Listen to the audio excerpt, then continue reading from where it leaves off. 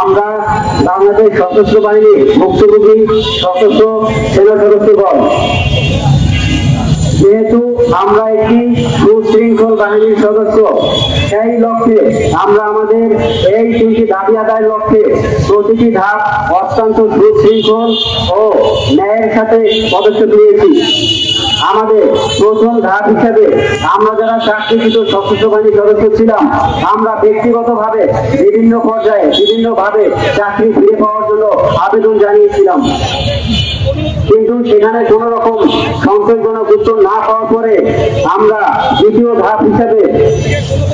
সম্মিলিতভাবে 27/8/2024 তারিখ মহামান্য রাষ্ট্রপতি, মাননীয় প্রধান উপদেষ্টা, মাননীয় সেনাবাহিনী প্রধান সহ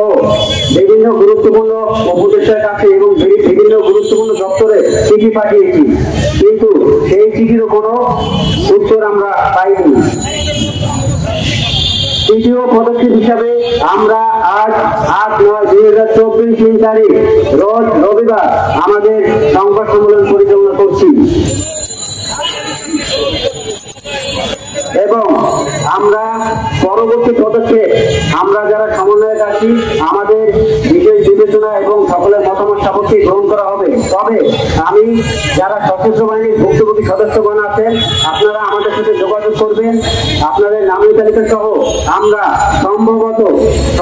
তারিখ আগামী বুধ অথবা বৃহস্পতিবারে আমরা মাননীয় প্রধান উপদেষ্টার কাছে স্মারকলিপি জমা দিব, নামের তালিকা সহ স্মারকলিপি জমা দিব এবং একই সাথে আমি মাননীয় প্রধান উপদেষ্টা এবং সেনাবাহিনী প্রধান সহ সশস্ত্র বাহিনী প্রধানদের কাছে বিশেষ অনুরোধ জানাচ্ছি, যাতে করে আমাদের আজকের সংবাদ সম্মেলনী সর্বশেষ ধাপ হয়। আমাদের দাবিগুলো যেন সুবিবেচনা করে আমাদের দাবিগুলো মেনে নেওয়া হয়, আমরা সেই অনুরোধ জানাচ্ছি, যাতে করে আমাদের ভুক্তভোগী সেনা সদস্যদের, ভুক্তভোগী সশস্ত্র বাহিনী সদস্যদের পরবর্তী কোনো ধাপ গ্রহণ করতে না হয়।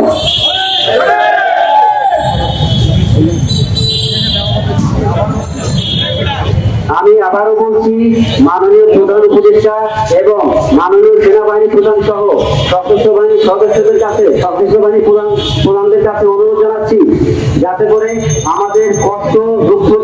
দুর্দশার কথা বিবেচনা করে আমাদের উল্লেখিত 3টি দাবি মেনে নেওয়া হয় এবং আমাদের পুনরায় চাকরিতে বহাল করে দেশের জাতীয় সেবা নিশ্চিত করা হোক। আমরা সুশৃঙ্খল বাহিনীর সদস্য বিধায় আমরা প্রতিটি ধাপ অত্যন্ত সুশৃঙ্খল ভাবে পদক্ষেপ গ্রহণ করছি এবং যাতে করে আমাদের আজকের পদক্ষেপই সর্বশেষ পদক্ষেপ হয়, সেই বিষয়গুলো প্রধান উপদেষ্টা এবং সশস্ত্র বাহিনী প্রধানেরা সুবিবেচনা করবেন।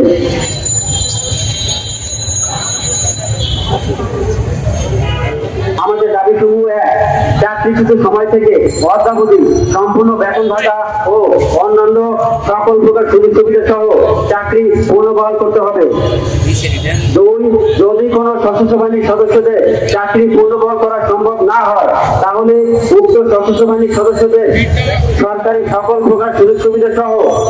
পেনশনের আওতাভুক্ত করতে হবে। এই আইন কাঠামো ও একতরফা বিচার ব্যবস্থার প্রয়োগে সেনা সদস্যদের এবং সশস্ত্র বাহিনীর সদস্যদের অন্যায়ভাবে চাকরিচ্যুত করা হয়েছে, সেই বিচার ব্যবস্থার সংস্করণ করতে হবে।